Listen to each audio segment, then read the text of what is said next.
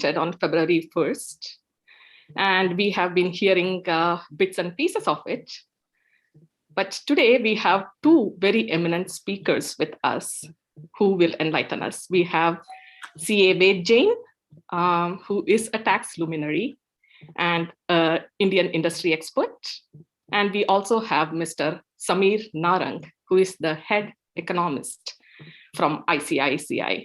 So we are eagerly waiting for your analysis and for us to understand in much more detail on how the budget will impact the growth in India and for us, the diaspora here in the US, either as investors or people who want to set up operations in India. So we welcome both of the panelists and we are thankful for your time.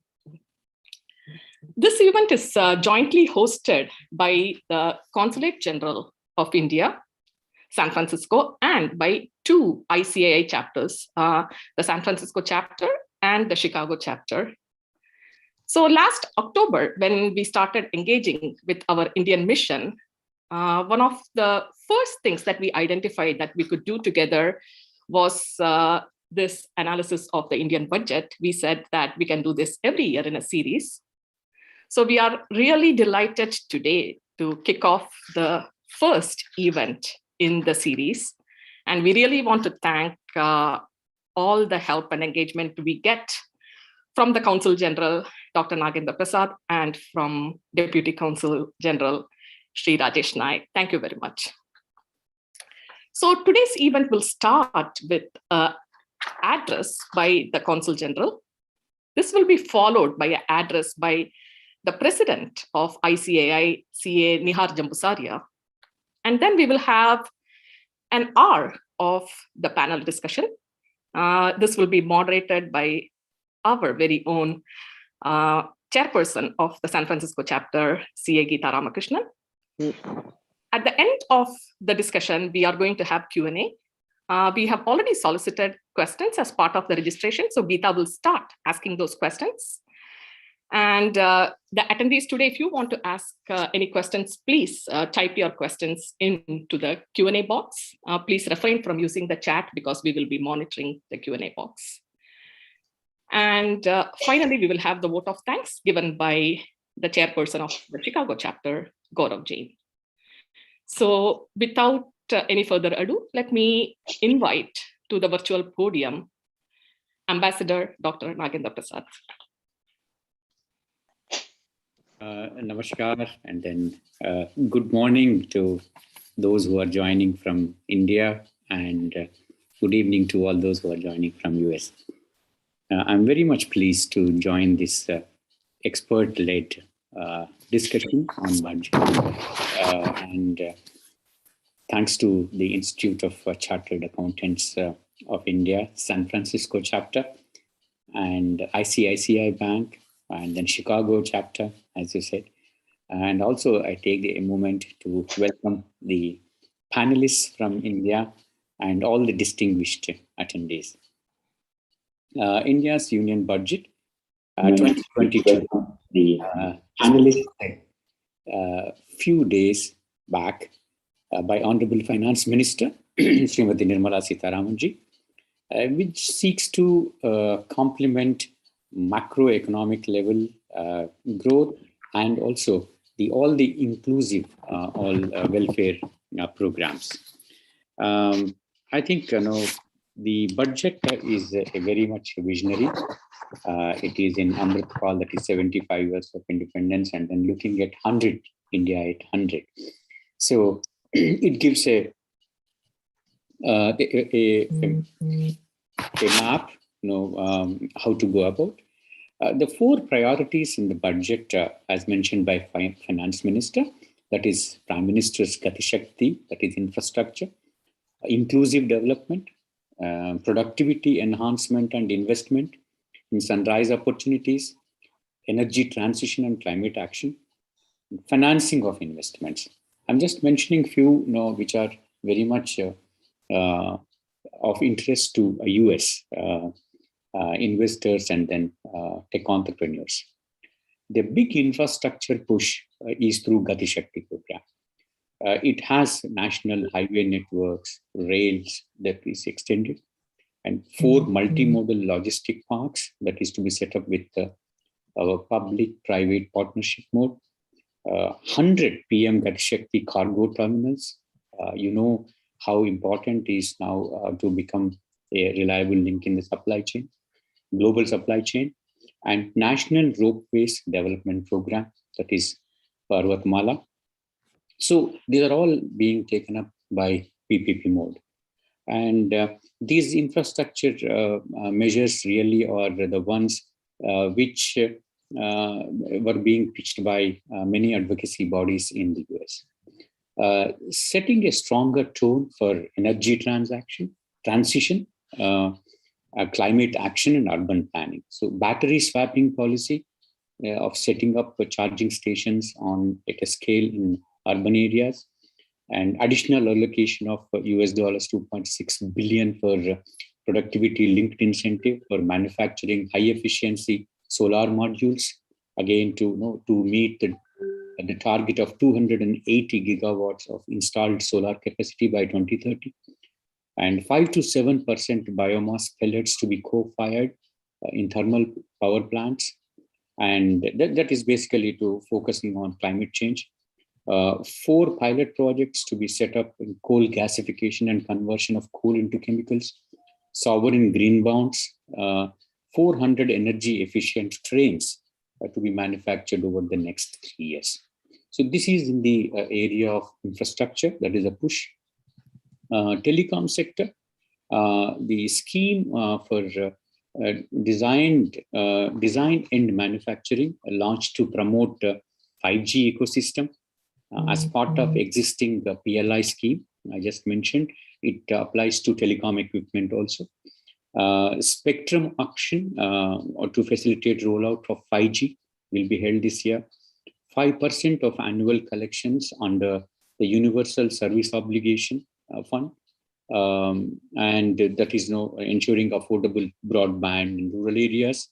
You all know what is the penetration rate. It is very high in India to the rural areas.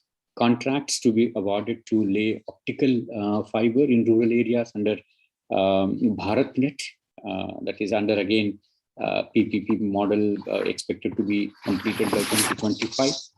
So then you saw some sectors which are now Atmanirbharta plan, that is Atmanirbharta in defense sector. 68% of capital procurement budget earmarked for domestic industry in 22-23, up from 58% in during the last year. Defense R&D to be opened up for industry, startups, and academia. Sunrise opportunities are also a main focus. Government to fund R&D in sunrise opportunities like artificial intelligence, geospatial systems, drones, semiconductors in that ecosystem. Space economy and genomics and pharmaceuticals, green energy and clean mobility systems are sunrise opportunities which are going to be given fillip. MSME push, that is the small scale and medium industry enterprises. At the outset of the pandemic in May 2020 has been extended. Now this particular guarantee scheme has been extended till March 2023. So this extension is very welcome for those industries. And export promotion is always there, and special economic zones act is to be phased out as they have lost sheen after the conclusion of tax-free period. In place of SEZ Act, new legislation launched to encourage states to optimally utilize available infrastructure and enhance competitiveness of exports. And ease of doing business, you all know, a Center for Processing Accelerated Corporate Exit, that is CPACE, to be established for speedy voluntary winding up of companies. This will also be a statutory mechanism for resolving cross-border insolvency, along with the amendments proposed in the Insolvency and Bankruptcy Code. Education sector is there, digital university for world-class quality universal education to be established. Digital finance and banking, introduction of Digital Rupee by Reserve Bank of India starting this year, this financial year. Scheduled commercial banks to set up 75 digital banking units in 75 districts. This is the push on digital finance. You all know about Gift City and world-class foreign universities and institutions would be allowed in Gift City, free from domestic regulations, except those IFSCA. An international arbitration center would be set up in Gift City for timely settlement of disputes. And then agriculture has a bigger priority. Special fund will be set up for funding startups, providing tech support to farmers, and $31 billion in MSP to farmers, minimum support price for procurement of wheat and paddy. Use of Kisan drones will be promoted. So the assessment of digital land records, and then this is a big thing going on in various states, and it will be promoted. Providing greater fiscal space to states, enhanced outlay to states for capital investment, including 50-year investment-free loans over and above normal borrowings. And I think we will be hearing much more from the experts on the tax regime, etc., which is more useful for this one. See, despite all the challenges of COVID, this is second year during which the budget is being presented under the shadow of COVID, but still, India is showing a promise of growth, which is pegged at 9.2%, which is highest in the large economies. I think, with these few words, I would like to leave the stage for the experts. And my sincere thanks once again to ICAI, San Francisco chapter, Vish, Geetha, Sudha, Nilesh, and ICICI Bank, San Francisco for organizing this event. I thank and appreciate the distinguished panelists and the audience who have joined us today to listen to us. Thank you very much. Namaskar. Dhanyavad.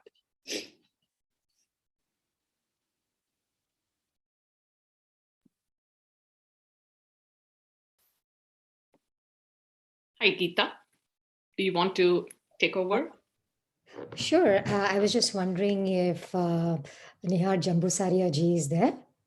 I think we may have to do that address later, Geetha. So I think we should kick off. Okay, certainly. Well then, welcome everybody. Good morning, good evening, and thank you for dialing in. I am Geetha Ramakrishnan, the current chairperson of ICAI in San Francisco, a very proud outpost of the Institute of Chartered Accountants of India. We've been serving the West Coast and beyond for the last 5 years now. And we're delighted to bring you this program in association with our ever supportive mentors, the Indian Mission, the Consul General of India in San Francisco, and of course, our colleagues in the Midwest, ICAI Chicago. So we have a sparkling, scintillating program lined up for you. We're all going to walk away more intelligent, better informed than we were at the beginning. So let me start off by introducing our rock star panelists. I'll start with CA Ved Jain Sab.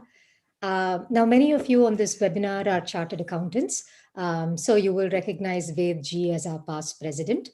The world, of course, knows him as a tax luminary. He has authored many, many books on direct taxes over the years and regularly contributes to many, scholarly journals and publications.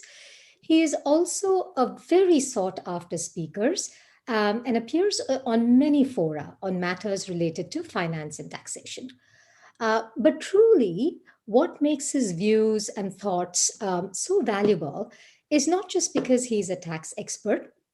He's an overall India expert. The folks at the finance ministry, they consult with him. They take his counsel, during, including on this budget process. He has been and continues to be on the boards of public sector enterprises, of big corporates.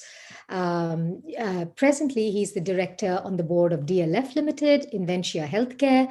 He's the chairman of at the MCX Clearing Corporation Limited. So my point is, he's not just a tax expert; he's a business expert and an India expert. So welcome to our polymath of the day, CA Ved Jain. I now turn to our second panelist, no less accomplished. Mr. Sameer Narang is the head of the Economics Research Group at ICICI Bank. He has 15 years of experience in macroeconomics and investment research, spanning both the public and the private sector. Most recently, he was the chief economist at Bank of Baroda. And I've heard so many of his YouTube interviews and clips, wonderfully illuminating even the most arcane concepts. Anyway, the Economics Research Group at banks such as ICICI are responsible for tracking global and domestic macroeconomics spanning growth, inflation, currencies, monetary, fiscal policy, among other areas of interest. So, like I said, I mean, he has the ability to so succinctly explain arcane concepts, but his insight will be invaluable to set the context for our understanding of today's budget. Sameer is a graduate of the Delhi School of Economics and also holds an MBA from the Indian School of Business in Hyderabad. So without much further ado, we'll get started on the topic on hand, India's Union Budget 2022.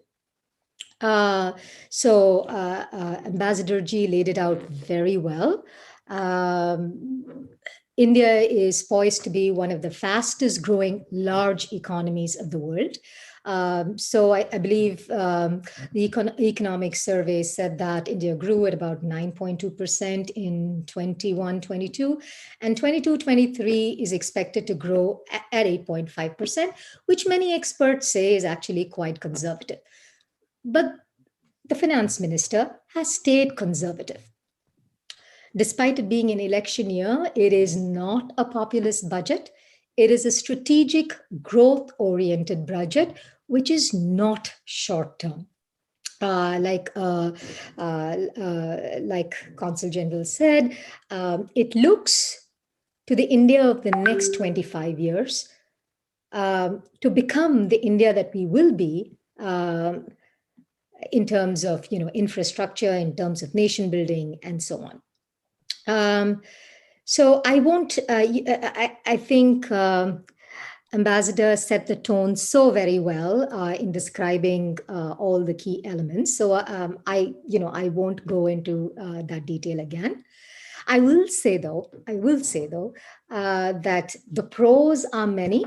It is surprising in terms of how growth oriented and how non-populist it is. But at the same time, there really does not seem to be that very much for the individual taxpayer.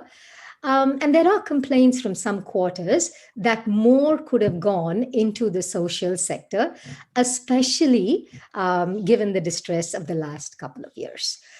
So let's dive right in. The way that we will be structuring these questions is first addressing ones of macroeconomics and the larger economic context before we narrow down then on tax policy. So my first question is to you, Sameer Narang. May I ask, what were the key worries or what were the key issues that India was trying to address with this budget, and how well has the government succeeded? Good morning here from India. First of all, good morning to the ambassador, to ICAI members who've joined here, and Geetha as well. And thank you for hosting me. I think if we take a step back over the last few years, the trends that we've been seeing is that the GDP growth in India is largely driven by consumption. It's the private consumer, or consumer is who has done the heavy lifting over the last 7-8 years. Investment to GDP ratio actually peaked just about 2013-14 period around. And both corporate investment as well as real estate investment, which is household investment to GDP ratio, have been actually sliding lower. So if you look at the corporate corporate investment to GDP ratio, it's come down all the way from more than 15% to 12% where it settled. And if you look at the household investment into real estate, that actually slid all the way from 15+% to 10% during the FY21, which is the pandemic year. So pre-pandemic also, these trends were evident. It's just that during the pandemic, it slid further because of lockdowns, and savings rates for households and corporates actually went up a little bit. So even before the pandemic, actually, the government has been trying to revive the private sector capex cycle.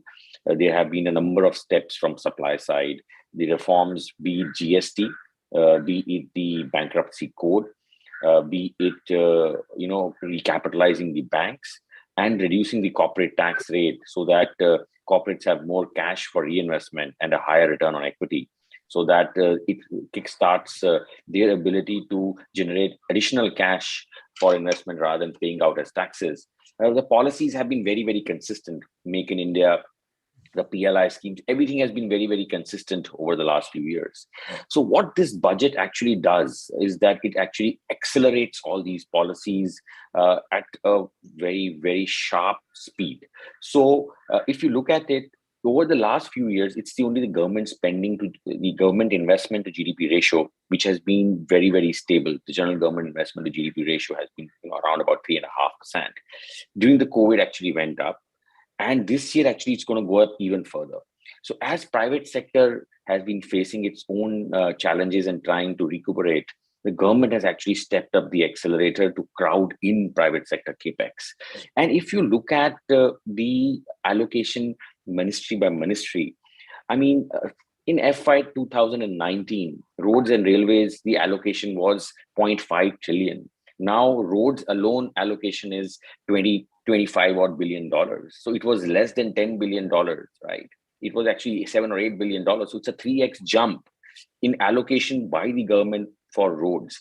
If you read the economic survey, it tells you that India had 71,000 kilometers of national highways in August 21. Now it has more than 140,000 kilometers. So you have doubled the national highways from a supply side perspective over a period of 10 years. If you look at the rail network and the railway allocation is also one of the highest, including resources to be raised by the IRFC and other step-down entities of Indian Railways. That number is actually at $30 billion. That again was at $7 or $8 billion. So that's a 4x jump from 2019 to 2023. So in a span of 4 years, you are looking at acceleration in investments in ensuring India's supply side sees a massive improvement. If you look at the turnaround time that Indian ports are today, registering or reporting, it was more than 100 hours, a couple of years back for turning around a ship. Now it's less than 60 hours. Perhaps in the next few years, we'll move to a number close to 24 hours, even less than that, which is a global benchmark. So that actually improves competitiveness of Indian exporters, of Indian manufacturers who want to ship goods on time to the consumers in the world. I think this budget lays out that plan. So one has to read this budget from a context of what has happened over the last few years. And it's a continuation, and I believe an acceleration of that policy, which will lay down a path of sustainable growth as Indian entrepreneurs and Indian farmers, all of them integrate with the global markets. Apart from that, if you look at from the sectoral standpoint, what the budget has tried to do, and actually Ambassador has already covered it, but some of the things that he mentioned was about the focus on digitization and digital infrastructure. India is perhaps the largest market in payments. We have our own unique solution in payments, which is one of its kind, and is actually led to much faster adoption of digital infrastructure in payment space, because it's far cheaper than using the global giants. So the network is very efficient. It has led to massive growth in India's payment infrastructure, and that is very positive for formalization of the economy. So, and this actually the next few years lays out a path for further investments in ensuring, as Ambassador talked about, the BharatNet. Already 1.7 lakh gram panchayats are already connected. The plan is to actually double it over the next couple of years. So what you are seeing is both the physical infrastructure going up. So if you look at the commercial bank branches in India, they have actually also doubled over the last 5 or 7 years. So we are looking at an acceleration of both the physical infrastructure, but more than that, the digital infrastructure, because the digital infrastructure is on which India's startup and the consumer tech ecosystem is based. And that and India has the cheapest cost of data across the world. We are the country which has the cheapest cost, despite the problems that we've had with our telecom sector and the budget. And before the budget also, we've tried to solve these problems. So in a nutshell, I think it's an excellent standout budget, which takes care of the problems at hand and tries to solve them. At the same time, the numbers are so conservative. If you just look at the corporate tax collections, and if I look at the numbers of corporate tax collection that happened in last year in Q4 and add it to what numbers we have done up to 9 months, you'll see that we already exceed those estimates from what the budget has estimated. So the numbers are so conservative and so trustworthy that we believe that these numbers will be definitely overachieved. And perhaps you're right, Geetha. There is some requirement for more social assistance. The point being that the numbers are so conservative that you will actually exceed them. So the government will have enough and more room to spend, be it on the rural employment, be it on food subsidy. I do not see it as a challenge at all. What the government has done, and it's actually a very good way of looking at things, is that the extra borrowing that the government is doing is essentially largely or only for capex. So if any other receipts do come, it's government's choice whether it wants to spend it on social assistance program or maybe not borrow as much as it has estimated in the budget. So essentially, in a nutshell, I would say the focus is on right areas. Revenue numbers are conservative. As an offshoot, I think what has happened is that the yields have gone up slightly. Both a phenomena related with the US Fed, the way it's moving, most of the global central banks, yields have gone up across the board in the world due to the change in the monetary policy cycle. So we've seen some increase in yields, which was inevitable in India as well. Apart from that, I think the numbers on the borrowing side were slightly higher than what we had also estimated. But at the same time, as I said, that the revenue numbers are slightly conservative, so they will be overachieved. And the focus is on growth. So our estimate for growth is 8.2% next year. But what I feel is that this budget actually lays out a roadmap to ensure that India grows sustainably above 7% for the next few years as we move ahead, because the traction that we are seeing in electronics production in India is not, is something which, we wouldn't have imagined in our lifetime. So India is the second largest producer of mobile phones in the world now. And last 6 years ago, India was producing 6 crore handsets. Now we are producing 30 crore handsets, last year. So what my point is that this approach. So India was known for its services economy. The point being that in the last 5-6 years, the efforts that we put in, I won't be surprised that India will also be known for its manufacturing economies in the next 5 years. So the upshot being that we are going to see agriculture firing, we're going to see manufacturing firing, we're going to see infrastructure firing, and we're going to see services firing. So you're going to see multimodal engines firing. And I think this lays out a path for sustainable growth because the necessary conditions have been laid out. The banking sector is very, very resilient. It's just on an upturn. Banks have very high capital adequacy ratios. When we entered this cycle in 2013-14, the down cycle. We were very worried about the banking cycle, but now banks are reporting good profits. Even the public sector banks, there's no need to even recapitalize. They're actually able to hit the markets and raise capital as well, which has not happened for the last decade. So in a nutshell, you have buoyant markets in India. So obviously there is some compression that may happen in multiples in certain select sectors. But if you look at the core sector of the economy in India, I think it's just raring to go forward. Thank you. Thank you. And on that up note, I'm going to turn to Vedji now for his assessment of the budget.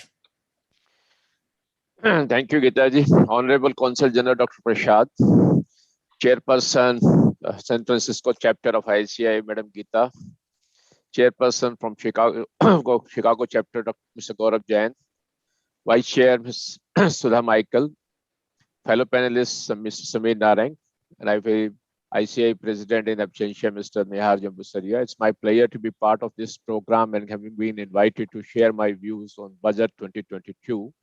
I'm very happy to join it from New Delhi here and to say good evening to all of you in US. I'm very enthused to see that so much interest in the India budget sitting so far from India and knowing what is happening and how it is happening. Dr. Consul General Dr. Prasad has laid down the roadmap, what should we discuss and what this budget is. But I will start with a different note. Let's understand the compulsion of the finance minister when she starts preparation for the budget. These budgets preparation starts somewhere in month of August, September, October onwards.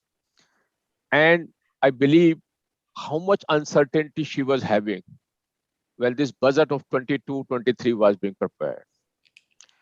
I believe concrete exercise started in the month of November, and then pandemic was almost over. At that time, nobody was visioning that this Omicron will be coming up, and it is. And when this budget was getting prepared somewhere in the month of December, getting finalized, the Omicron was getting picked up. I think Bombay has started picking up and Delhi was following. And when the numbers were getting finalized in the month of January, it was at peak at India, more than 300,000 cases per day being registered. Uncertainty with the economy. You just look at, I'm not saying Omicron was going to affect health sector, but the issue was uncertainty how the economy is going to behave in the year 2023. And the day when she presented the budget, by and large, people were convinced that Omicron has gone and is blown over and the guys, and the expectation changes. And the whole arithmetic changes. At the end of the day, budget is an arithmetic exercise. You have to balance what you have to receive and what you have to expend. It is a balancing exercise, and you don't know what is going to happen. And then you have a compulsion to lay down a roadmap of more than 1.35 billion country. Aspiration, expectations, as Geetha ji mentioned in the introductory remarks, nothing in the text, people taxpayer, despite being rich, capable of paying, they say, pay me more, reduce my taxes. And at the same time, we want India should grow. There should be investment in infrastructure. We need to have more money. We need to have work on this. And this year budget, when was presented, has been commented by many, there were compulsions with the finance minister. Oil prices going like up, already hitting $90 per barrel. That was the major challenge which is coming up. Corona crisis was there. Unpredictable Corona crisis was there on there. And there is global inflation. Best of developed nations, USA, UK, Europe, all are now in the inflation on that issue. And this affects Indian economy as well. In this background, she had number of suggestions, I believe, priority on the table. And at the end of the day, she had to pick up what is the best for India. And not to forget, being the largest democracy, and being a political leadership also, you have to ensure the budget needs to be populistic. Budget should give a social benefit to all, concession to all. But it was, I think, the vision, courage, and strength of this honorable finance minister. She stood the test of this all difficult time, and she gave a budget which lays down a roadmap for the next 25. It is credibility, stability, and what I say, fiscal discipline and the growth oriented. Now the budget is more than almost 100 hours old, And I have gone through various debate articles, newspaper article. Nobody has been able to point out what is the shortcoming in the budget. I may say that I have not got this thing. That's a personal thing. As a taxpayer, or I may be particular interested, I may say a lot. But the issue is the way she has drafted this budget. It's a very, very difficult exercise as an accountant, I can tell, because having been associated with the ministry also in discussion, etc. Because when people come out with concession, immediately the problem comes up from where to meet this concession, how to meet the shortfall. Now, in this way, now what she had done, look at this, the capital expenditure has jumped up by 37% to 7.5 lakh crore. And at the same time, the fiscal discipline is being maintained. The Indian expenditure has gone up 39 lakh crore. Revenue she has estimated very conservatively, as Samirji rightly pointed out. It's a very conservative figure. But I don't think it's a conservative, it's a realistic picture she's trying to pay. And she says, I don't want to give you a rosy picture. I want to be a realistic budget. And I expect that you should move with me and grow with me and let's move together. When we see the budget was a gatiman, what is a gati? Maybe Hindi, it is speed, it is a movement. And she has laid down a roadmap that the 7 areas of the movement will be what can be roadways, ports, airports, railways, waterways. These are the areas which we need to work it out. And so much focus on 2 factors. One, it is not only a growth with reforms, a growth with a future. Look at each sector digitization, the way she has looked into on the digitization aspect. It is not only the digital currency with the Reserve Bank of India will be coming out, she has announced it. She has gone to say to the extent digitization of the land record. I believe many of people have not noticed what she has said in the budget. Digitization of land record in all Schedule 8 languages of the Constitution. And say, look at what will happen if land record in India get digitized. It will monetize so much wealth lying in India. The main challenge in land record is not the digitization. People are not able to rotate it fast, which will do it. Now, digitization, what she's talking about is banking. Already we have done a lot on the banking, but she says 75 center digital banking center will be there. And look, the massive growth will come on that part. Digital library, she is talking about it. And digital university. Now, this will change the entire landscape of education, because the way she's saying that 200 TV channels in different languages for each channel, for each class, education, best of education will reach out to the remotest part of the area. And one more reform on education. She said, we have a gift city in Ahmedabad, International Financial Services Center, which will be now open to the best of foreign universities and institutions to come there and to impart education in science, technology, engineering, fiscal management, and no regulation other than the normal regulation of that IFSC will be applicable. So meaning by the India's regulation on education, etc., will not be applicable. It's open a chapter for all best of universities, I believe from US also, to come there and to work it out there and to provide education. And this will add quantum jump to human resources, which India will be requiring for in the next 25 years. This is the roadmap. And when I look at the numbers, the way it has been worked out, as Samirji was pointing it out, the fiscal deficit is a major concern always, because it demonetizes your currency system to affect your currency also. She said that this year it will be 6.4%. And the next year she says, I am on a fiscal consolidation and India is committed to bring it down to 4.5%, which I believe will be in a position. Now, in this scenario, I believe the way she has looked into the budget and she has provided the direction to the budget, I will believe hats off to her, the way she has worked. I believe we may find out, as Geetha ji was pointing out, that there is no much for the social sector spending. I have an explanation for that. There are 2 ways to handle an issue like a pandemic, which Corona is there, to give a direct cash support to the people who have been affected. But there is another way how to enable those people to tackle that crisis. If you are a rich nation, a developed nation, you have enough money in your kitty, you can take out that money from your kitty and distribute it to people to meet that challenge. But India being such a large population, 1.35 billion, it's very difficult to provide cash support in the manner in which we expect, because it will ultimately hamper growth, create unemployment, and create more dependency. So no, there were two choices available: to support them to the extent of subsistence, which they provided by food, grain, etc., being free distribution, etc., but not providing a direct support.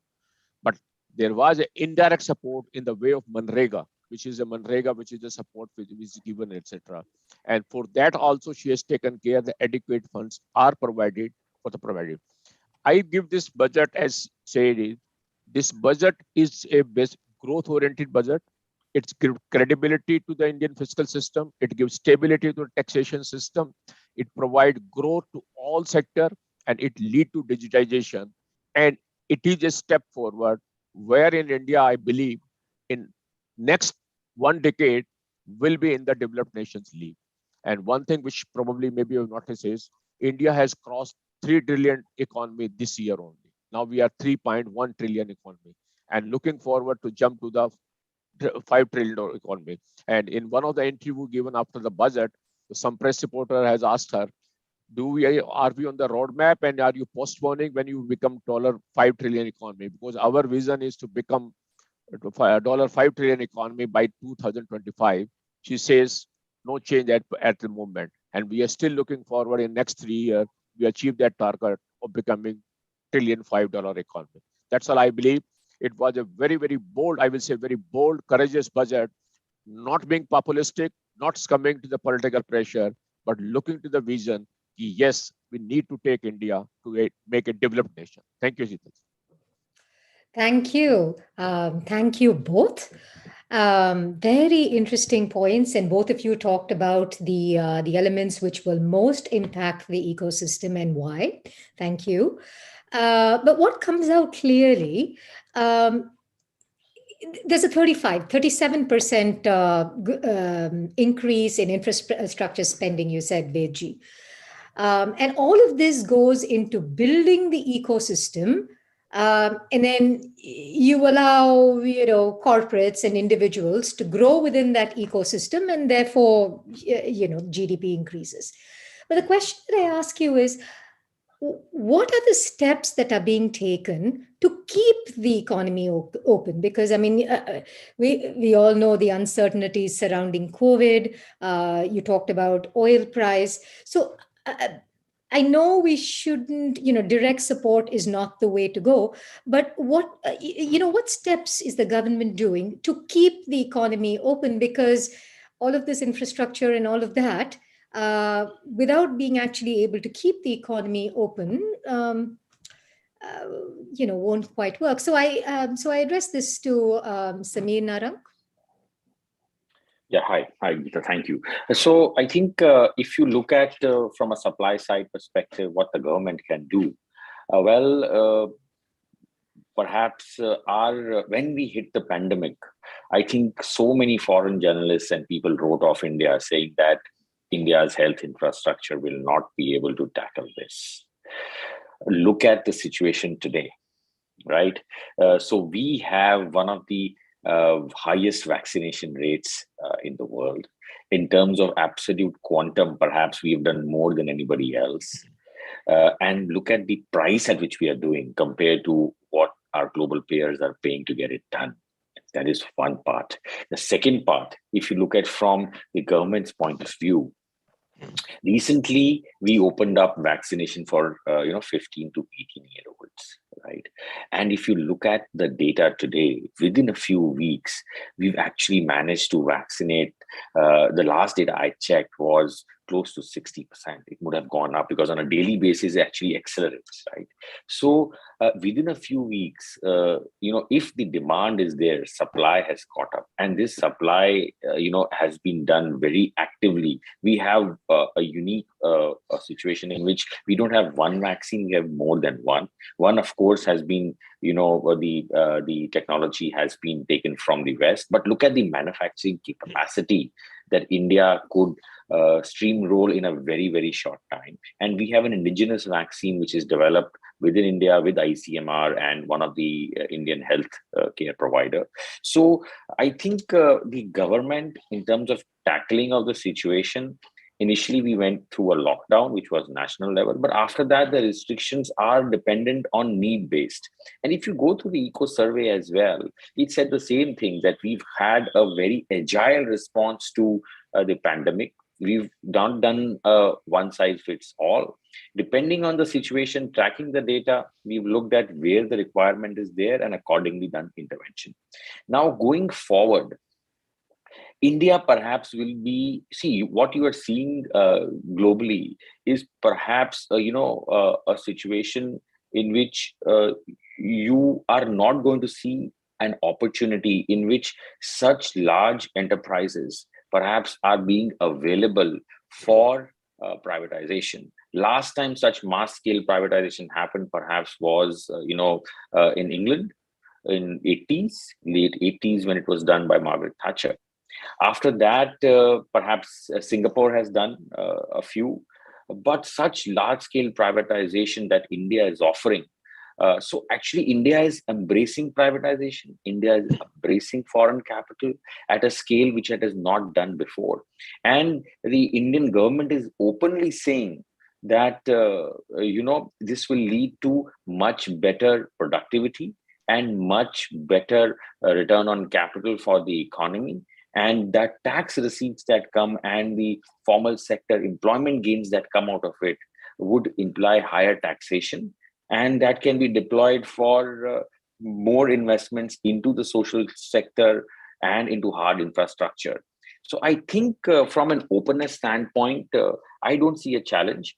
There are some experts who counter India's trade policy, but if you study the trade policy of the countries which were able to scale up manufacturing, this is actually the playbook. You try to scale up domestic manufacturing, giving some incentives, giving some protection, and as scale builds up, these companies and the infrastructure builds up, these companies are actually on their own so competitive that you don't need any incentives. Actually, they go out and they capture the world market. So India's share in global manufacturing exports is only 2%, and sky is the limit. So my sense is that, this budget actually is actually on the right path, right direction, what India has done from a policy standpoint. And I don't see a challenge in terms of, how open it is. I think India is embracing private capital and foreign capital with open hands. Awesome, thank you. Could I also ask you to spend maybe a couple of minutes more on like, if we are indeed going to receive all these receipts and we can very well weather, what COVID throws our way because of our, of our vaccination rates, and possibly what oil and inflation throws our way. Why not spend a bit more on the social sector? Why was MNREGA, I understand that it was slashed. So why not spend a bit more on the social sector? In a couple of minutes, please. Right. Yes. First, I think let's discuss one point you spoke about, higher oil prices. So if you look at the budget, it actually has cut the excise duty collection next year by around about 15% odd. So from 3.9 lakh crores or 3.9 trillion, it has brought it down to 3.3 trillion. So, typically India has a volume growth. So if you keep excise duties flat, you would see actually an acceleration. But the budget has actually kept a lower number, far lower number. So it is already building in a supply side response of a cut in excise duty if oil prices remain here. So that is actually inbuilt. So what I'm trying to say is that the budget actually takes care of a lot of these issues.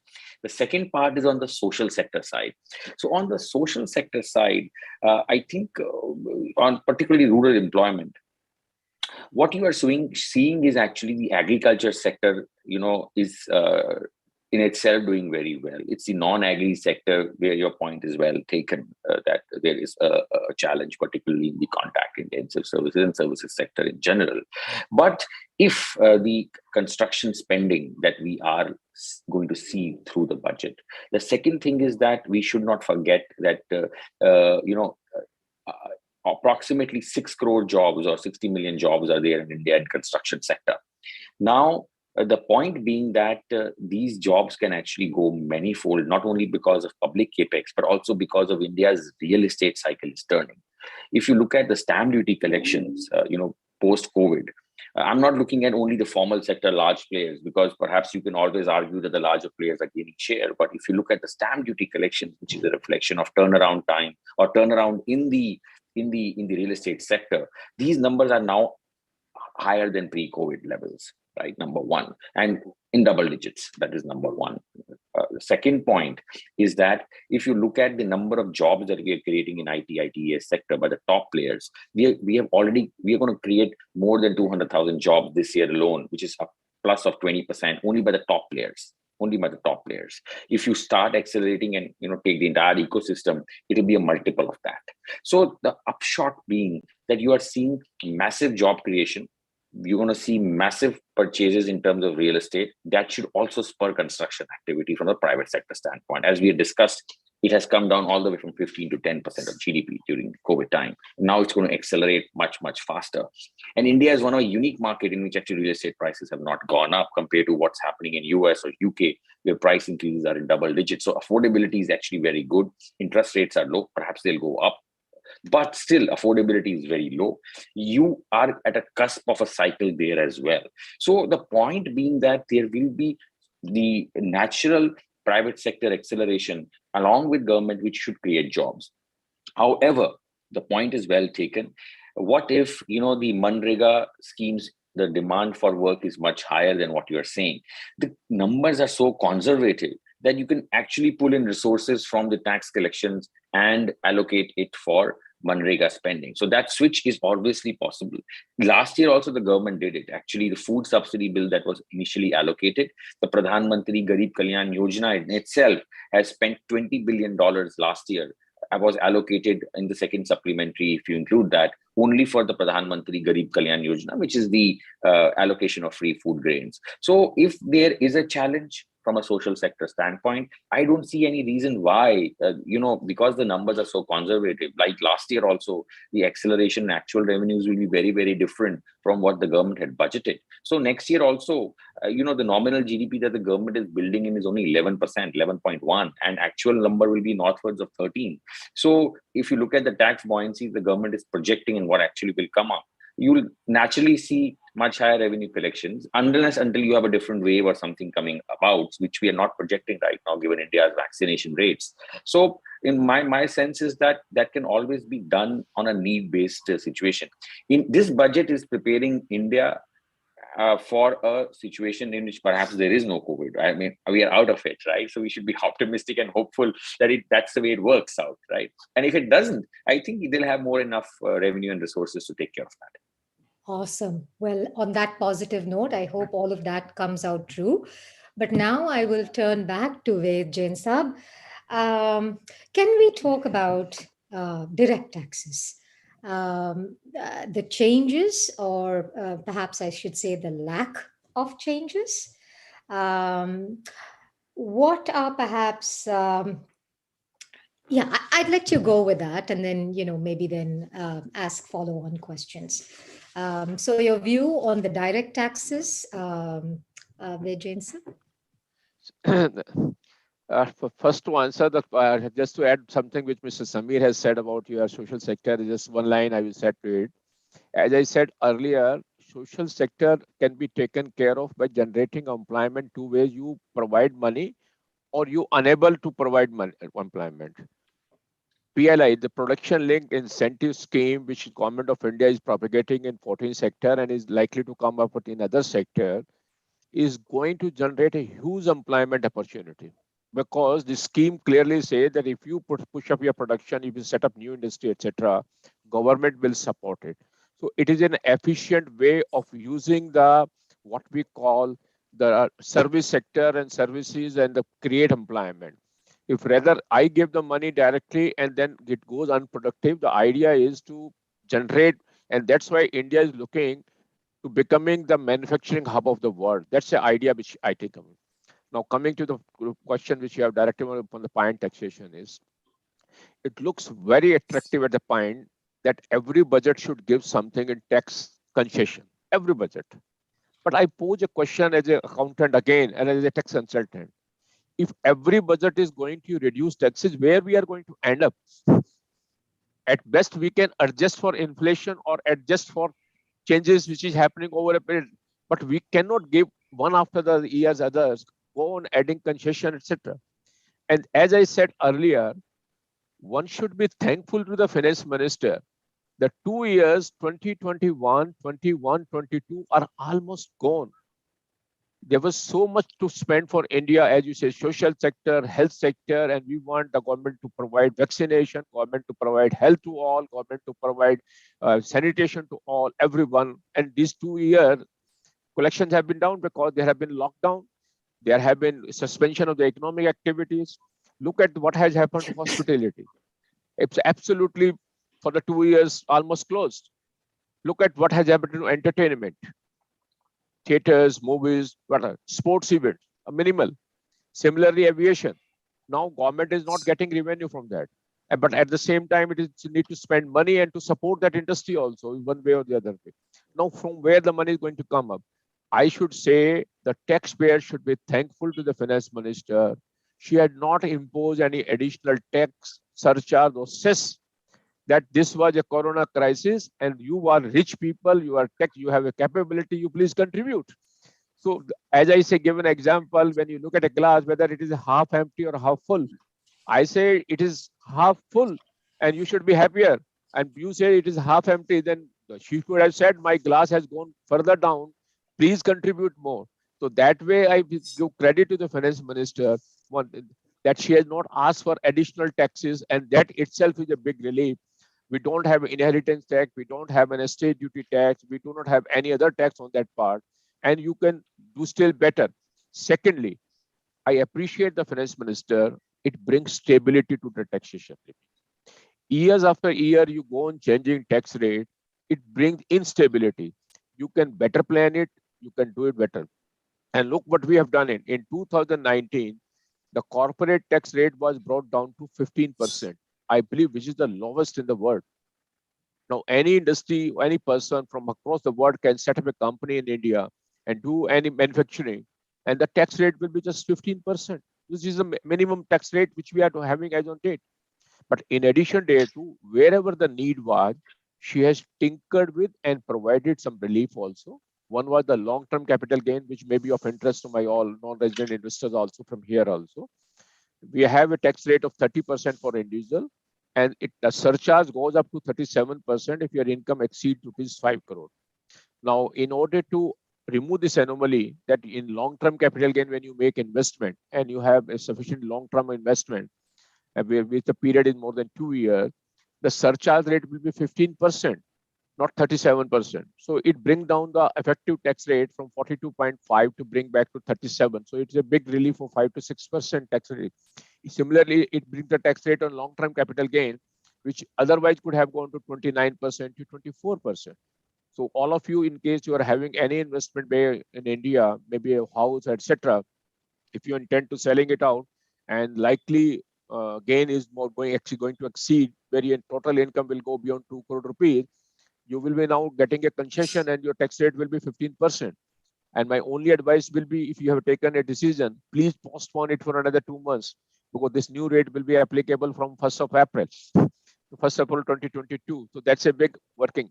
In addition thereto, there is a change in the rate for the association of persons. Many of the companies, foreign company, international companies, when they participate in India, they participate in joint venture and they made a consortium. And then there was a higher tax surcharge of 37%. On such consortium, also the tax rate has been reduced. So I will say, yes, you do expect in every year, as I say in Hindi, normally you may say, dil mange more. But the question is, The finance minister has her own compulsion. She has to carry out the balance exercise. But I believe this time she has done a very good job, not tinkering with the tax rate and not getting pressurized, what we call a populistic budget on that time. Thank you. So, Vedji, you spoke about two things that would be of interest to us outside the country. One thing was long-term capital gains, and the second was with respect to the association of persons, also getting the 15% rate. So, are there other matters in here that are of particular interest to the NRI? Yes, please. You see, India is having an international financial services center at Ahmedabad, which we call a gift city. This was a dream project of our honorable finance minister when he was even the chief minister of Gujarat. So has been developing that. We are developing it absolutely as a separate area for developing, making India as the financial hub. That's the idea. And years after years, concessions are being extended. Now, in that international financial services center, now there is an exchange and there is all lot of activity going. Last year, we made an amendment where we allowed banks to set up a banking unit there. And if you set up a banking unit there, its income will be exempt. All transaction has to be done in foreign exchange other than Indian rupees. And whatever you borrow, whatever you lend, and whatever you profit, etc., it's tax-free. Now, this gives a very big arbitrage opportunities people to set up, and you can lend money to Indian people also. Now, in this budget also, a number of amendments have been made extending benefit to non-resident, not necessarily non-resident Indian, or to extending benefit to all the non-resident. If you do transaction in that exchange, maybe in what we call forward contract, derivatives, portfolio management, etc., your income will be exempt. So now it will be a big financial opportunity there that you can trade, you can do derivative, you can have an investment there. Now that International Financial Services Center is going to give you an opportunity in the form of a tax relief that there will be no tax. It is just like you are outside India in that manner only. India.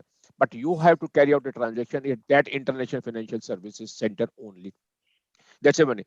Further, in order to promote more financing, now, last year we said aircraft leasing, etc., that income will arise, royalty income, interest income that arise from that will be exempt. So now we do say not only aircraft, helicopter, ships also, their parts also, if you do interest or leasing, etc. So this can be a good business model to carry out activity in that International Financial Service Center, and that will be also be tax-free.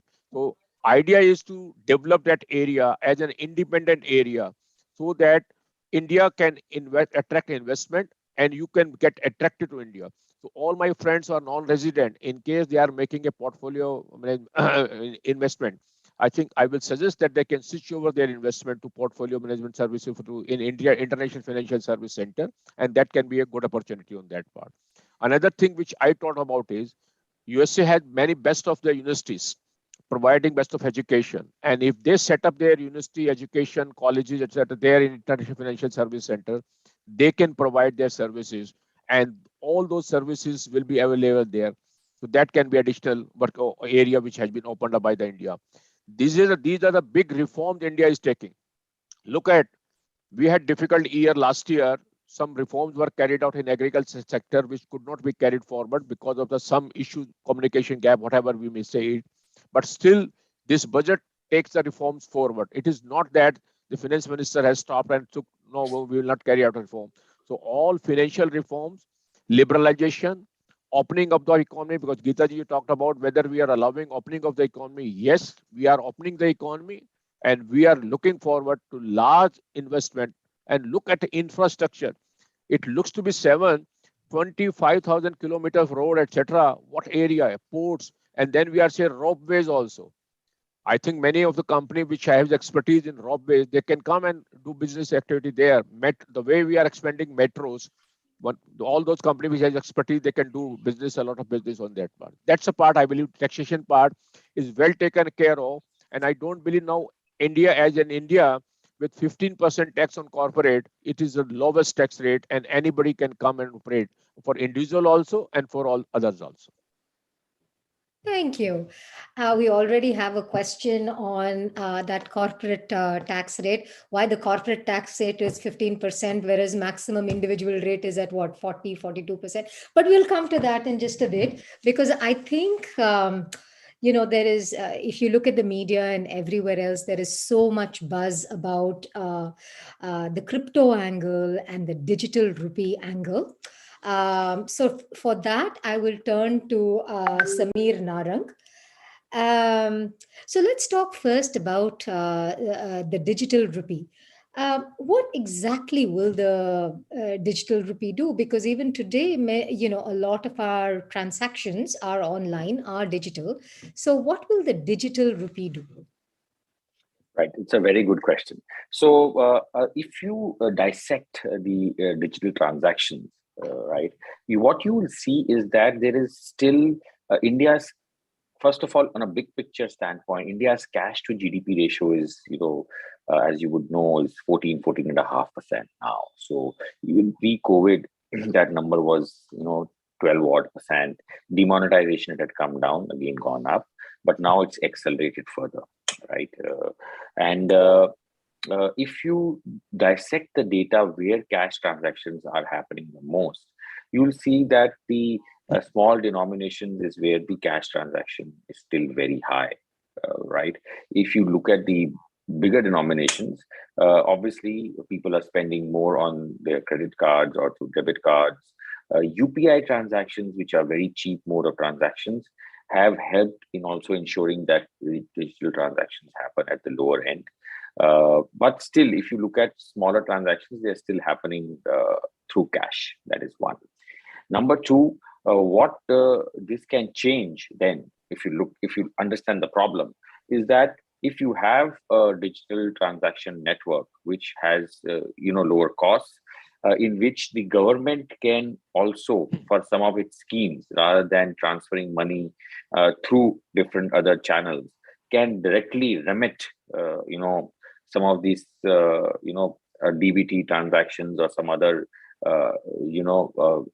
transactions that the government does with the households or consumers directly into their wallet through a digital rupee, which actually, ensures that there is complete one-on-one understanding or one-on-one mapping of what is available to each person and how much it has gone to each person's wallet or to its mobile phone. Now, earlier this was not possible because we didn't have digital penetration to the extent we've seen now. And there have been of course a lot of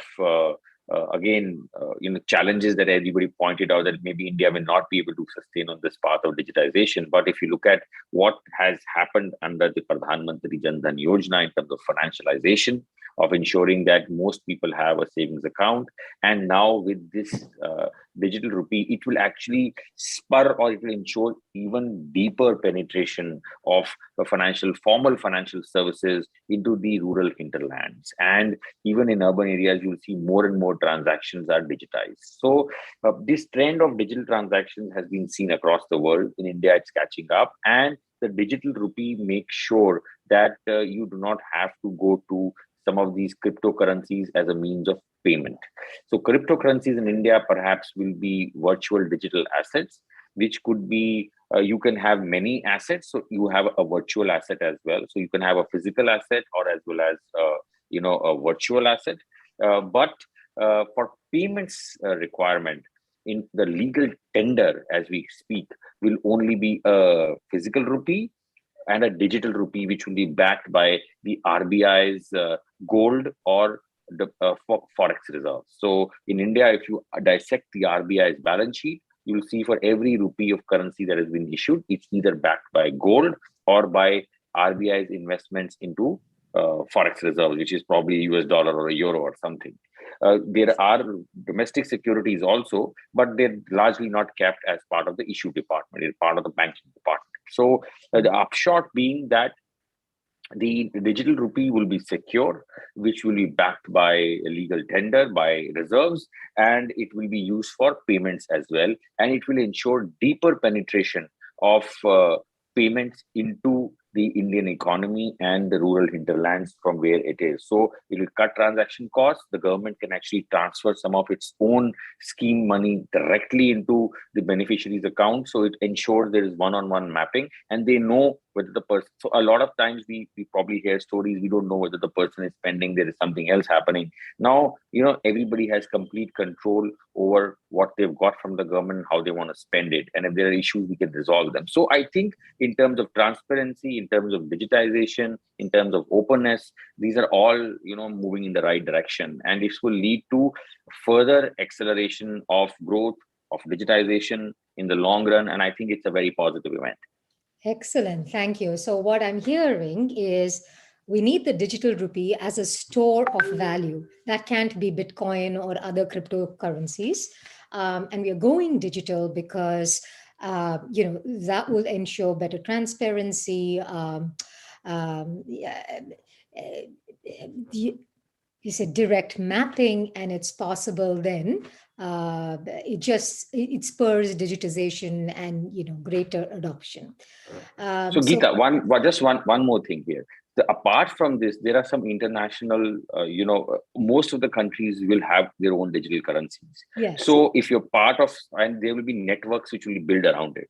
So it also leads to faster remittances. So I've not talked about it because that doesn't impact the Indian consumer directly, but it's inevitable because of the foreign remittances that perhaps will happen through digital transactions, which are already happening digitally. But the digital rupee in itself, with a digital dollar or a digital Sing dollar, there can be networks around it, and you'll be able to square it off. So the international transactions that are happening, which are largely dollar denominated, the yuan is also building its own currency, digital currency. So there are other perhaps issues that play as well, but which I didn't want to talk about it because you're focusing on the consumer side. Awesome. Yes. And what I'm hearing is it's inevitable. So we're building towards that. Vedji, your take on cryptocurrencies other than the digital rupee, now that it's going to be taxed at 30%, how do you see that impacting the crypto market in India? See, let me just, Geetha add what Sameerji has explained a little bit what I have understood about cryptocurrency technicalities. Just give me 1 minute to explain what is cryptocurrency technically. Yes. See, in older time, we used to have a barter transactions. Right. You give one product, buy another product. Now, in order to facilitate business, because it was not always easy to carry one goods and to bring another goods, we started with this bullion. You carry gold, silver, and in lieu of that, you get product. That became a medium to get into business. And as the business flourished and the more civilization advanced, then these gold bullion became coins over a period in different denomination. You can carry and bring it. Further, as we went, it went into the paper currency, where equivalent amount of bullion was kept in the vaults of the central bank, and the currency was gold. Then as we started doing more global business, what we did, you deposit the money currency you are carrying into the bank, and that bank will carry out a transaction on your behalf, and he will remit the money wherever you want, and you have a right to write a check and they will transfer it. But still there will be a transfer of money also. And as we advance further on that part, then we had a credit card that you use that credit card instead of writing a check, you use it and later on pay it. It was a facility, what we call a paper or plastic currency now. Now, as the world is moving more and more digitized, now the challenge has come that why I need to carry paper currency, why I need to use the bank even. I can carry all my money in my mobile phone, in all my computer only. Now, if I send my one photograph, one document to you, now that document is also with me and with me also. But if I want to send money to you directly, how do I send it? So now cryptocurrency is being generated where the money, all cash is in your mobile phone itself, in your digital form itself. And when you send it, it goes out from you, and it copy does not remain with you. You become the owner. So idea is that you can send gold, money, bullion directly from one mobile phone to another. Physical movement through cryptocurrency from one person to another person. And what Sameer will say, now you need not use bank. If I have the money, say $1 million with me, I want to say $10,000 from my mobile phone, it will move out and it will reach out to you. That is the cryptocurrency which is get generated with no duplication, because otherwise it duplication, then value loses out. So that is the area which is the cryptocurrency. Now, this is going to be the future. And I am happy that Government of India and the Finance Minister realized this compulsion instead of banning this cryptocurrency as was being contemplated somewhere in the December when the winter session was there. But now they've realized that yes, India has to live with it and India must go ahead and bring the reform. Now, what she did, as on date, whatever you are doing in cryptocurrencies, without going into the question that whether it is legal or illegal, the tax rate will be 30% straight away. This is to streamline and this is to remove confusion, nothing at more. And many people have written why 30%. I'm saying simply one simple answer. Even in India today, if your income is more than 10 lakh rupees, you are in 30% slab. And how many people between 1 to 10 lakh are there which will get suffered? Because even above after 5 lakh, it is 20%. So it is a very simplification process. It is to remove ambiguity. It is just to put controversy at rest that you need to pay 30% tax, and that's a virtual digital asset. And in order to ensure that there is a compliance, then there is a tax deduction at provision which says 1% you deduct. That's only to ensure compliance. I don't think there should be any concern, but people should be happy that India is going to adopt digital currency. And as Samir has explained in detail, Reserve Bank of India is soon going to commit out with its own digital currency. May not be exactly in the form which we are contemplating the word cryptocurrency, but yes, it will be a regulated currency and it will have a confidence, not like other cryptocurrency, where in the morning you have a rate of $1,000 and in the evening 2,000 and next day morning again $1,500. Currency is a medium, it must be stable. It cannot fluctuate like a product fluctuates, like a capital market or share fluctuates. Exactly. But on that note, we have a question from Lokesh Sharma. Okay, if that's the case, if I have to pay 30% tax, will we be permitted to pay our taxes and purchases also in crypto? Yes, when the Reserve Bank of India comes out with digital currency, you can pay. There's absolutely no. But till such time, it is not a legal tender or legal currency. You cannot pay. So not in Bitcoin. No, not yet, because it's not considered to be a currency. Yes. The Finance Minister was very clear what is currency, what is foreign currency, and cryptocurrency is not a currency. It has to be regulated, and unless it is regulated, it is not a currency. Thank you, sir. Thank you. We have many more questions, but before we go there, our president, the president of the Institute of Chartered Accountants of India, CA Nihar Jambusaria, is online. I was hoping he could say a few words. So. Thank you. Thank you, Geetha. And it's a pleasure to join. I'm sorry I could not join in the beginning because here some emergency was going on and I had to attend that first. I was listening to the discussion on virtual digital assets and cryptocurrency, virtual currency. Ved Ji has explained the entire process from barter economy up to digital currency in very simple words, and very rightly put that all doubts that people had about whether virtual assets or virtual currency is legal or not are now dispelled with the levy of tax on digital currency.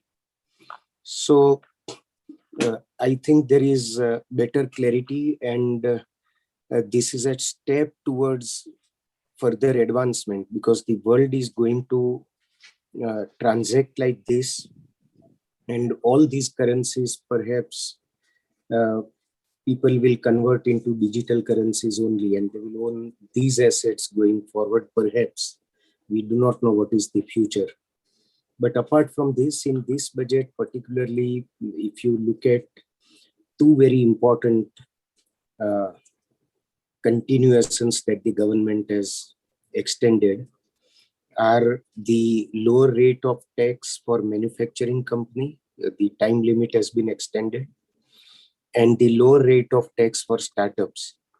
So this is going to be another booster for foreign investments into India.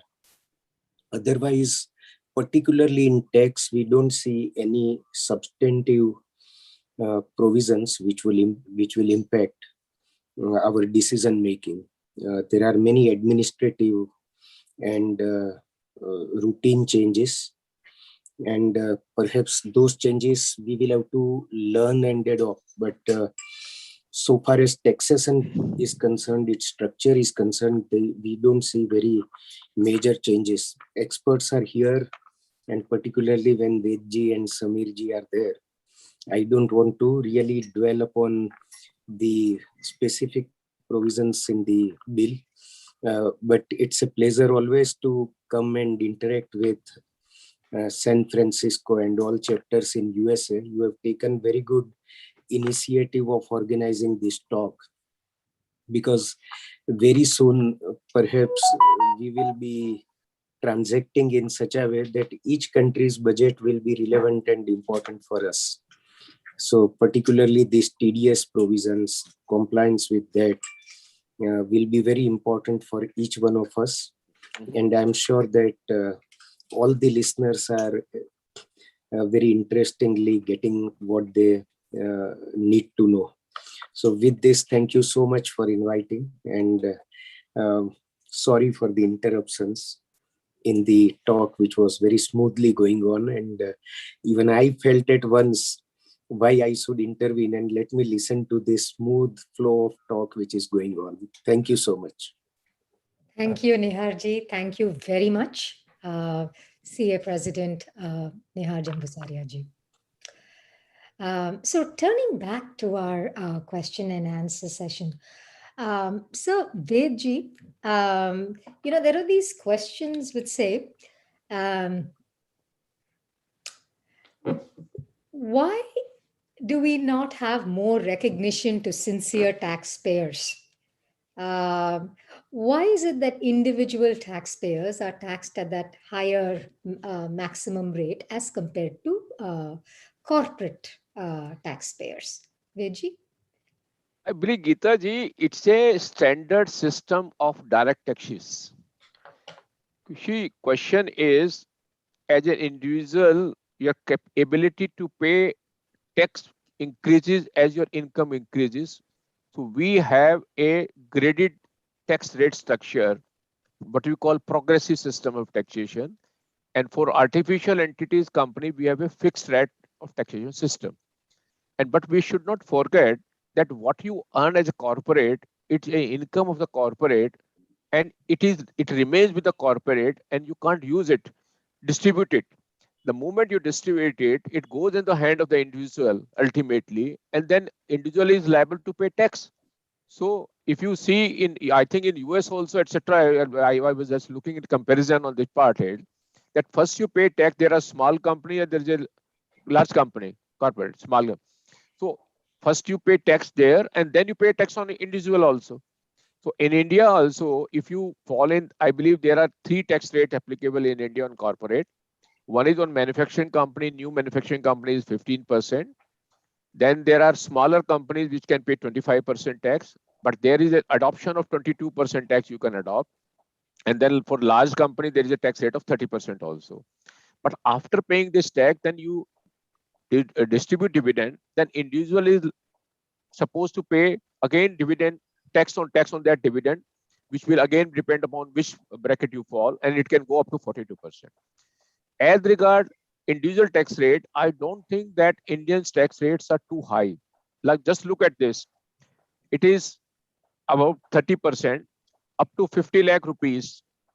There is no surcharge, so tax rate is 30%.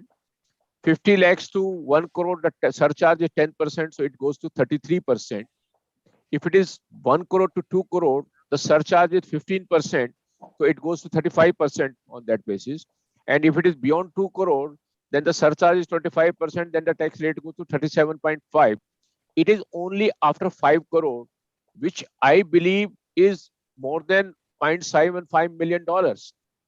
It's a quarter that way. And when I look at the rate, I compare with a developed country like USA itself. I believe you have a tax rate, the moment it crosses $500,000, then you also levy a tax at 37%, USA levy at 37%. If I'm correct, it is $560,000, something like this, for the next year, and $523,000. So I don't think it tax rates high. And we must look into that aspect, as you rightly mentioned in the beginning. Social sector, there are people who are able to make more money, but they need to take care of the people who are not able to take money. Sometimes it looks odd if you look at individually that why I should pay tax for the benefit of the others. But I pose a question to them. Had you been able to earn so much income, and had those not people supported you?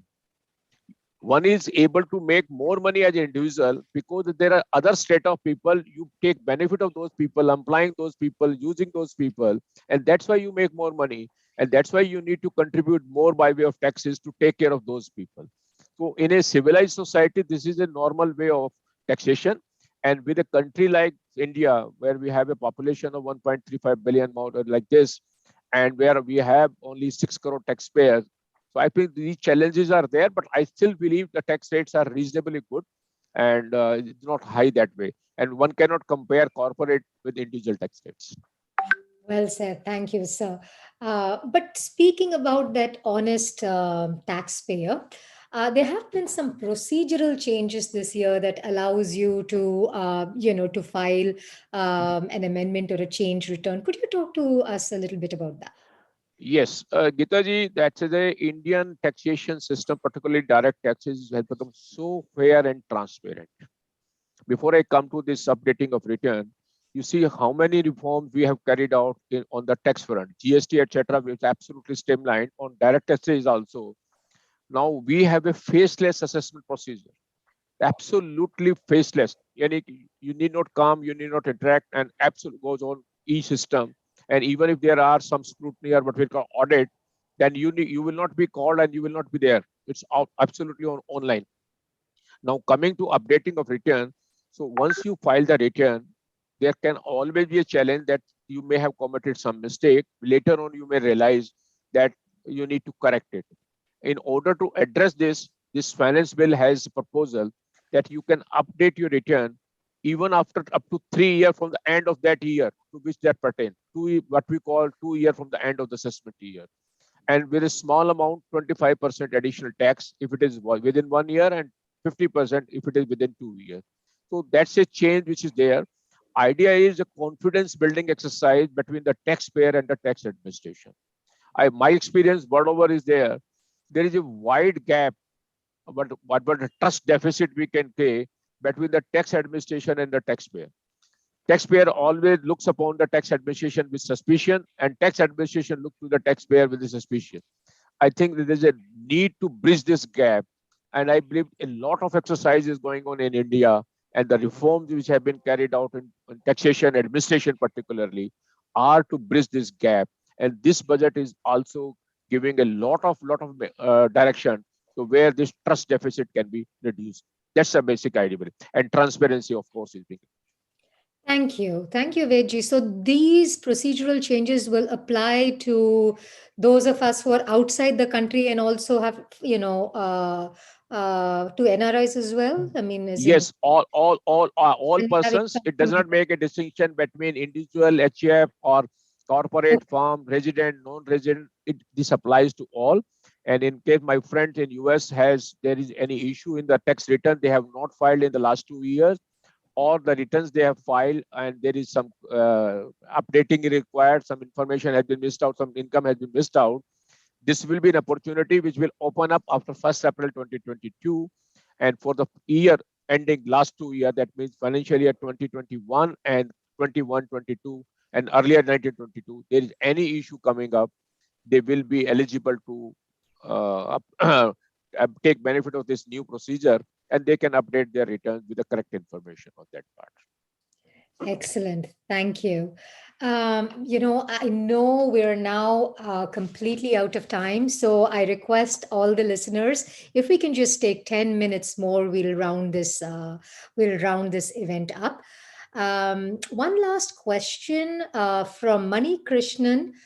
He's from Shasta Foods, and he's looking to brand millets from India in the international markets. And apparently there is a line item giving performance-oriented benefits.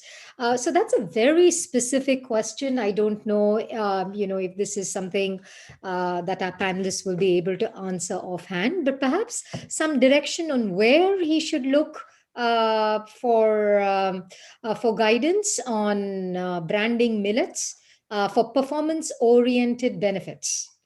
I address this question to both Ved Jain ji and Samir Narang, if either of you will take it. Samir, you would like to answer or should? No, sir, I would not know about the millets part. Sorry. I believe the question is coming up because the finance minister announced that millet is going to be that one item during the year. I think they are going to be making. That's International Year of Millets. International Year of Millets that she has announced in the budget, I believe. And now I believe if in case any branding is etc. is required, so one can do individually. There is no need to have it. But in case there is some incentives are required or something like required, on the line of production linked incentive PLI, I don't think there is any scheme for millets as on date on the table. Maybe he has an idea. He can share it with the ministry there in Ministry of Finance. We have Ministry of Commerce which deal with all these type of issues. And in case there is any other issue which is related to what we call manufacturing or DIPP, etc., so better Mr. Piyush Goyal is the minister there, Ministry of Commerce. He can write to there. I think he will be in a position. That will write. Excellent. Thank you. So if I can request both of you, starting with you, Ved Jain ji, to closing comments in a couple of sentences, please. What can we hope for the future? And just your closing comments. My comment first? Yes, sir. Okay.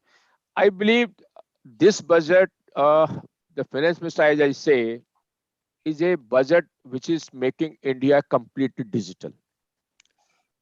See, if you look at the budget, number of places of digital library, digital education, digital organization of record, digital currency, digital education, everywhere it is a digital on that issue. And I am reasonably confident the type of budget she has presented, many sectors may not be happy because normally we say this sector poor, scheduled caste, scheduled tribe, this sector agriculture, etc. She has taken a bold step on not addressing it. She has gone sector wise, and focus is entirely how to make India in the next 25 years what we call the most advanced and developed nation. That's the message which is there, and that too using the best of the ecosystem and environmental friendly, energy friendly, and that's why we are looking to the solar energy, which we have not talked about it. India is going to be the leader in the solar energy. 250 gigabyte is the target which is fixed for 2030, and all vehicles going electric. That is going to be massive investment and opportunity for doing business. That's a budget message which gives. Thank you. And to you, Samir ji, same question, closing comments? No, yes. So I think I agree with the Ved ji, what he spoke about. The budget actually, if you look at from the FM and the government's perspective, they spoke about an Amrit Kal, which is, for the next 25 years, we are laying the foundation for a prosperous India, which has the right infrastructure, which is competitive in the world. I think the budget, more than just the arithmetic, as Vedji spoke about, is also a mission statement or a statement where the government wants this country to go over the next couple of years and decades. And each budget, from that standpoint, sets priorities and takes the country forward. So I agree with Vedji that what we are going to see is a faster financialization of the country through digitization, which has already happened, but Digital Rupee will accelerate it further. You will see the investments in digital and physical infrastructure going up. Nowhere in the world, perhaps, you are building roads on a daily basis at the pace that you're seeing in India. What you will see is that Indian road network and rail network perhaps is the best in the world. You would also see perhaps the Indian airline, Air India, which was perhaps in the top 10 in 1980s up to 80s, perhaps emerging back as a preferred carrier for all of us when we travel to India or go out of India in the next few years. So what you will see also from a government standpoint, if you see defense has been an area which has been India's weak link, because we've been importing a lot of defense equipment. So we will be importing technology notwithstanding, but 68% of our defense procurement is indigenized, produced within the country. This has not happened in independent India ever. So the upshot being that more money we are spending, we are ensuring that the value addition happens within the country, and we are ensuring the best of class infrastructure, both physical and digital. So I think that is the new India. Excellent. So thank you both, gentlemen. This has been so illuminating. Like I said at the very start, I walk away from this a little bit brighter, a little bit, definitely a lot better informed. But more than anything else, it seems to me the toast of the day should be for our finance minister, Nirmala Sitharaman. Sounds like she's done an excellent job, and we have a cracker of a budget. And so with that, I'm going to sign off and hand it over to Gaurav Jain. Thank you, one and all. Gaurav is mute, I believe. Yeah. No, I just unmuted. Thank you, Geetha ji, for a wonderful session. Thank you, everyone. Good evening, USA, and good morning, India. Digital greetings from SFO in Chicago, now that we are going digital completely. I would like to thank our ambassador, His Excellency Dr. TV Naganda Prasad, for gracing this session and sharing his views on the budget. CA Nihar Jambusaria, our current president of the ICAI, and CA Avish Arunachalam, you are always a constant source of strength and support, and we thank you from the depth of our hearts. CA Ved Jain, our past president, and Mr. Sandeep Narang, Chief Economist, ICICI Bank, we want to thank you for giving us a well-spirited, detailed insights into the India's budget for 22 and 23. In the last 15 years of my life here in the USA, today was the first time that I was able to attend an event like this. ICAI's presence in the USA has made this possible. We are proud to unite our CAs in America through such events. Now, India is at crossroads and very close to being a real superpower. What we saw is not only a budget, but a well-laid path to giving India her rightful place in history and world. Thanks, CA Geetha ji and CA Sudha, for helping out put this wonderful session together. Today's insightful session will be followed by 2 more sessions. So for our NRI friends who are looking for getting some details answered for them, we have a session tomorrow at 9:30 a.m. Central, 9 p.m. India, with focus on NRIs and foreign investors. And we will be able to hear more from CA Ved Jain again tomorrow. Another session we have is on next Saturday, Feb 12th, and this will be held by the Washington, D.C. chapter. And please visit their website, icaidc.org. As far as ICAI is concerned, right, we grew to be like SFO was our first chapter, and then we started growing slowly. Today we have 7 active chapters: San Francisco, Chicago, New England, New York, Houston, Dallas, Washington, and Washington, D.C. We also have 4 active representative offices in New Jersey, Florida, Seattle, Atlanta, and 4 more representative offices will be inaugurated very soon in North Carolina, Ohio, Arizona, and Michigan. With this, I would hand over to CA Sudha Michelle, to recognize the support we get from our sponsors to continue these mutually beneficial sessions. Thank you and Jai Hind. Thank you very much, Gaurav. As we always want to recognize our sponsors because they are our benefactors and they are the ones that are enabling us and helping us to bring these wonderful events to all of you. Want to recognize San Francisco chapter's gold sponsors. You can see that on the list. I'll quickly read it out. Eisner Amper, Sanjeev Gupta CPA, Anand Bhuvan, Harshwal Company LLP, AppRap, and Omium. Our silver sponsor, Chug, and our bronze sponsor, Bhatia & Company, Airite Co, Idea Helix, ICICI Bank. We are really thankful to you, and once again, thanking the panelists for a very, very insightful session. We are closing this session out. Thank you very much. And thank you to everybody. It has been a pleasure. Thank you. Thanks a lot. Thank you so much. Thank you, everyone. Thank you so much. Thank you so Thank much. you. Thank you.